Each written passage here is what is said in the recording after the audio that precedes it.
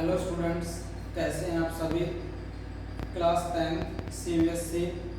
आज हम अपने एक नए चैप्टर के साथ अपना न्यू चैप्टर है कोऑर्डिनेट ज्योमेट्री।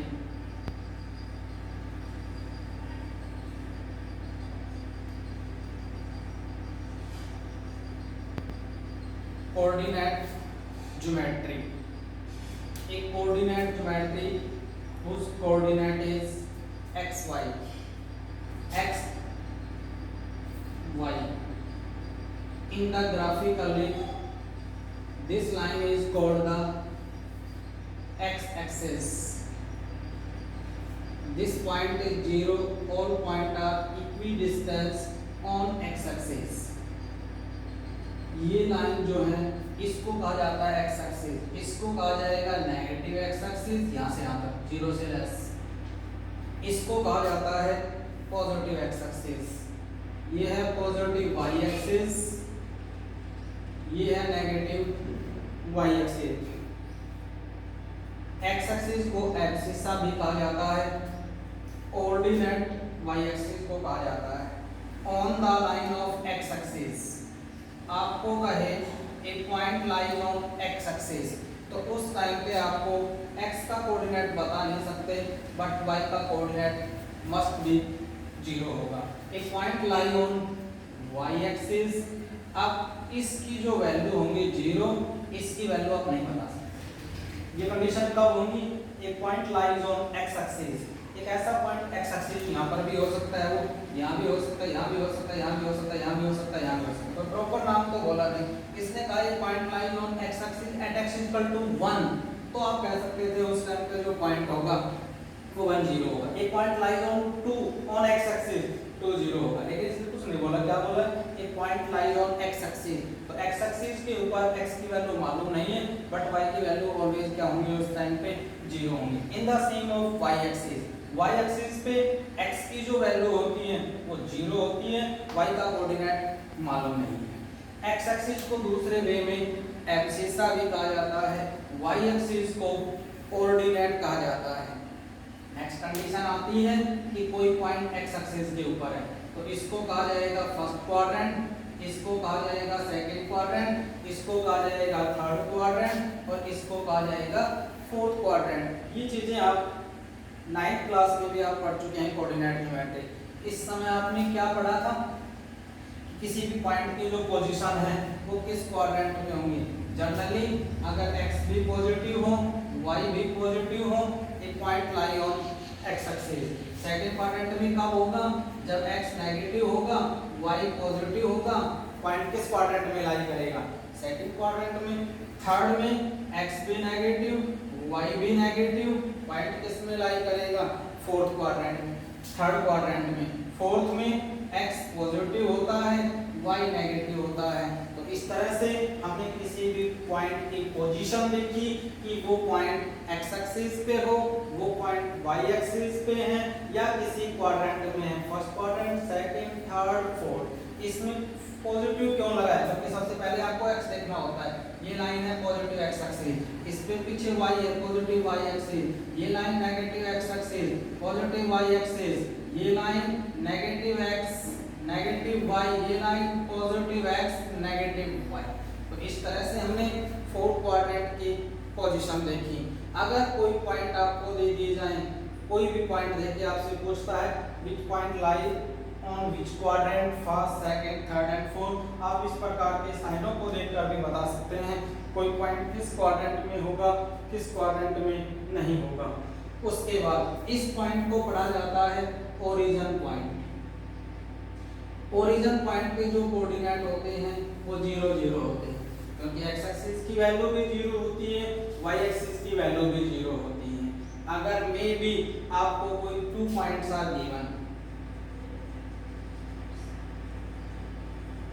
और आपसे कहीं find the distance between them, let अगर एक पॉइंट जिसके coordinate x1 y1, B point जिसके coordinate x2 y2, a b भी कह सकते हैं आप, b a भी कह सकते हैं। Distance doesn't matter, a p and b both are same.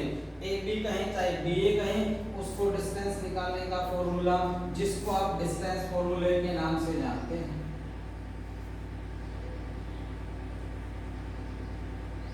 Distance formula, distance जो फॉर्मूला है उसमें A B B A equivalent to x2 minus x1 उसका whole square, y2 minus y1 इसका होल स्क्वायर। इस तरह से कोई भी दो पॉइंट के बीच में आप डिस्टेंस निकाल सकते हैं। अगर मैं आपको कहूं कि एक पॉइंट है 1 2, फॉर एग्जांपल एक पॉइंट है 1 2, आपसे कहा जाएगा find the distance between the point 1 2। 1 2 एक पॉइंट है, अगर आपसे पूछा जाता है 1 2 की पोजीशन कहां पर होगी, यहाँ 1 यहाँ 2 3 4 5 6 1 2 3 4 5 6। आपसे क्या बोलता है 1 2 की क्या निकालिए, find the distance from the point on x axis. x axis से डिस्टेंस कितनी होगी, ऑन y एक्सिस से डिस्टेंस कितनी होगी। 1 2 कहां पर होगा, x की वैल्यू 1 और y की वैल्यू 2। इस पॉइंट जो A होगा जिसका कोऑर्डिनेट होगा वो 1 2 होगा। हमें क्या बतानी है, find the distance of the point 1 2 on x axis. x axis यहां पर है, पॉइंट यहां पर है, इसका मतलब ये चीज बतानी है। और ये चीज और ये चीज दोनों इक्विवेलेंट है। तो यहां से यहां तक की वैल्यू कितनी है, तो x एक्सिस से इस पॉइंट की वैल्यू भी कितनी होगी, तो एक पॉइंट और x एक्सिस उसकी जो डिस्टेंस होंगे वो 2 यूनिट्स होंगे। अगर आपको इसी पॉइंट की पोजीशन पूछता है y एक्सिस से कितनी दूरी पे, तो इसका मतलब ये y एक्सिस हो गया, ये पॉइंट हो गया, दूरी पूछता है परपेंडिकुलर पूछता है, तो इसका मतलब ये डिस्टेंस पूछ रहा है। और ये डिस्टेंस हम जानते नहीं बट ये जरूर जानते हैं, इसकी डिस्टेंस यहां से यहां तक कितनी है 1 यूनिट्स, और ये क्या होंगे इक्विवेलेंट। तो इसका मतलब इसका जो आंसर होगा वो 1 यूनिट होगा। तो किसी भी पॉइंट की x एक्सिस से दूरी पूछ सकता है, किसी भी पॉइंट की y एक्सिस से दूरी पूछ सकता है, किसी पॉइंट की ओरिजिन से भी दूरी पूछ सकता है। ओरिजिन कहां पर है, यहां पर, और ये पॉइंट 1 2 है, आप ये डिस्टेंस पूछ सकता है। लेकिन इस डिस्टेंस को निकालने के लिए आप ये वाली डिस्टेंस वर्टिकल है, वर्टिकली मतलब 90 डिग्री। अगर 90 डिग्री के ऊपर है तो आप पाइथागोरस थ्योरम का यूज करते हुए आप इसकी थर्ड साइड निकाल सकते हैं। थर्ड साइड ही क्या होंगी, इसकी डिस्टेंस होंगी। अभी कुछ देर पहले मैंने किसी भी दो पॉइंट के बीच में डिस्टेंस निकालने का फॉर्मूला बोला, x2 x1 का whole square plus y2 y1 का होल स्क्वायर और कंप्लीट का स्क्वायर रूट। ये तो तब जब आपके पास क्या है, कोई 2 पॉइंट्स आर गिवन।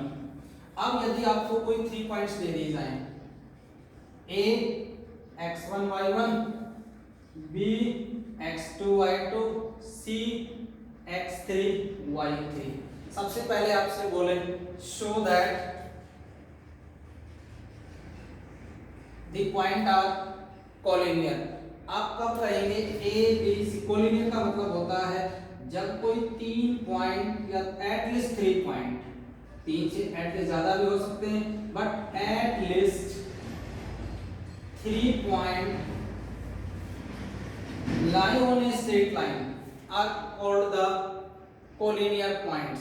कोलिनियर की काफी रूल्स होते हैं प्रूव करने के। सबसे पहला रूल, एरिया ऑफ ट्रायंगल, जो अगर 3 पॉइंट के नाम ए बी सी है तो उनका एरिया क्या हो जाए, यदि 0 हो जाए तब भी वो पॉइंट क्या होंगे, कोलिनियर होंगे। या फिर सेकंड कंडीशन क्या प्रूव कर सकते हैं, sum of 2 distance is equivalent to third of distance. अगर किसी दो पॉइंट के बीच में डिस्टेंस का सम अगर तीसरी डिस्टेंस के बराबर आ जाता है तो भी आप क्या कह सकते हैं कि ये जो पॉइंट होंगे ये कोलिनियर होंगे। तीसरा, अगली एक्सरसाइज में हम पढ़ेंगे सेक्शन फार्मूला। सेक्शन फार्मूला क्या है कि जब भी आप कोई पॉइंट, ये है चीज ए बी सी, इनको मान लेता हूं k रेशियो 1 में डिवाइड करता है, हर केस में k की वैल्यू सेम आ जाती है, तो आप क्या कहेंगे कि this point are collinear. Area निकाल के प्रूव कर सकते हैं कोलिनियर। डिस्टेंस निकाल लें, अगर आपके पास ए बी सी 3 पॉइंट है तो ए बी निकालें डिस्टेंस, बी सी निकालें, ए सी निकालें। किसी भी दो का सम अगर तीसरी डिस्टेंस के बराबर है तो भी कोलिनियर पढ़े जा सकते हैं। तीसरा सेक्शन फार्मूला मैंने बोला, अगर बी ए सी को डिवाइड करने वाला पॉइंट किस रेशियो में डिवाइड करता है, के रेशियो 1 में, तो उस तरह से भी आप क्या निकाल सकते हैं, सेक्शन फॉर्मूला के थ्रू आप प्रूव कर सकते हैं दिस पॉइंट आर कोलिनियर। 3 पॉइंटों से आपको कहा जाएगा which type of triangle. First one is, आपने क्या फाइंड आउट करनी होंगी, ए बी BC AC किस तरह से निकालनी होगी, बाय डिस्टेंस फार्मूले से। अब सबसे पहले आपसे पूछता है these triangles are equilateral triangle. Equilateral कब होंगी, यदि AB बराबर आ जाता है BC बराबर आ जाता है AC। AB कैसे निकालूंगा, बाय डिस्टेंस फार्मूला, BC भी डिस्टेंस फार्मूला, AC भी डिस्टेंस फार्मूला। AB एक इनिशियल पॉइंट हो गया, एक कोई इनिशियल पॉइंट हो गया, एक स्टार्टिंग पॉइंट, एक एंड पॉइंट। दो पॉइंटों के बीच में जो डिस्टेंस निकालना सीख चुके हैं। अगर तीनों डिस्टेंस इक्वल आ जाती हैं तो आप क्या कहेंगे, ABC is an equilateral triangle. यदि कोई दो डिस्टेंस सेम आ जाए, AB BC सेम आ जाए लेकिन AC सेम नहीं है, तो आप इसको क्या कहेंगे, isosceles triangle. And third one is AB is not equal to BC not equal to AC। इसका मतलब तीनों ही अलग अलग आ जाती है, तो ये जो वर्टेक्स होंगे ये किसी स्केलर ट्रायंगल के होंगे। ये कब बताया मैंने, equilateral triangle, isosceles triangle, scalar triangle. Scalar triangle में तीनों साइड अनइक्वल होती है, आइसोस्केलस में दो इक्वल होती है, इक्विलैटरल में तीनों इक्वल होती है। इस तरह से 3 पॉइंट से आप एरिया ऑफ ट्रायंगल भी पूछ सकता है, विच टाइप ऑफ ट्रायंगल भी पूछ सकता है। नेक्स्ट वन इज, आपको कोई 4 पॉइंट गिवन हो A B C D। अगर आपके पास कोई 4 पॉइंट हो, A point x1 y1, B x2 y2, C x3 y3 और D x4 y4। आपसे सबसे पहले क्या कहेगा, prove that it is square. Square के लिए आपको क्या क्या प्रूव करना पड़ेगा, all side are equals. All side का मतलब A B B C C D D सभी डिस्टेंस फॉर्मूले से निकालनी होंगी। एज वेल एज आपको उसका डायगोनल निकालना होगा, AC equal to BD। Diagonal diagonal बराबर आना चाहिए, चारों साइड इक्वल आनी चाहिए, तो स्क्वायर होंगे। रेक्टेंगल, रेक्टेंगल के लिए अपोजिट साइड इक्वल होनी चाहिए। अपोजिट साइड मान लेता हूं ये एक रेक्टेंगल है, A B C D। Opposite कौन सा हुआ, AB BC बराबर होना चाहिए, AD BC बराबर होना चाहिए। एज वेल एज उसका जो डायगोनल है ये वाला और ये वाला, AC और BD भी क्या होना चाहिए, इक्वल होना चाहिए। यदि किसी स्केल, जो हमने बोला चारों साइड इक्वल है, AC और BD भी इक्वल है, बट चारों साइड तो इक्वल है लेकिन AC is not equal to BD। चारों साइड इक्विलैटरल है लेकिन डायगोनल बराबर नहीं है, तो उस केस में उसको किस प्रकार को टाइप देंगे, आप स्क्वायर नहीं कह सकते, फिर क्या कहोगे, इट इज कॉल्ड रोम्बस। ये होगी अपनी रोम्बस। इसी केस में अगर अपोजिट साइड इक्वल है तो उस टाइम पे यदि AC is not equivalent to BD, अगर AC और BD इक्वल नहीं, अपोजिट बराबर है बट AC और BD इक्वल नहीं है, तो आप इसको क्या नाम देंगे, फिर ये एक पैरेललोग्राम है। क्लियर, ध्यान से सुने। स्क्वायर होने के लिए ऑल साइड इक्वल, उसके साथ साथ डायगोनल भी इक्वल होना चाहिए। यदि ऑल साइड इक्वल हो, डायगोनल इक्वल नहीं हो, फिर वो स्क्वायर ना होके एक रोम्बस होगा। इसी तरह से रेक्टेंगल में भी opposite side are equal, opposite side के साथ आपको डायगोनल चेक करना होगा। यदि डायगोनल अपोजिट के साथ डायगोनल भी इक्वल है तो रेक्टेंगल है, अपोजिट साइड तो इक्वल है लेकिन डायगोनल इक्वल नहीं है, तो फिर आप इसको क्या नाम देंगे, उस टाइम पे आप उसको एक पैरेललोग्राम का नाम देंगे। इस तरह से आप किसी भी पॉइंट की आप डिस्टेंस निकाल के आपको 3 पॉइंट को जो भी प्रूव करने के लिए बोला जाता है, 4 पॉइंट को जो प्रूव करने के लिए बोला जाता है, आप उनका यूज करते हुए, आप डिस्टेंस फॉर्मूले का यूज करते हुए ये सभी पैटर्न आपको कंसेप्ट है ये समझना होगा। ये सब बेसिक कंसेप्ट है। यदि आपको बेसिक कंसेप्ट समझ आ जाता है, एक्सरसाइज आप इजीली कर सकते हैं। यदि फिर भी आपको कहीं कोई समस्या होती है तो आप पूछ सकते हैं। थैंक्स।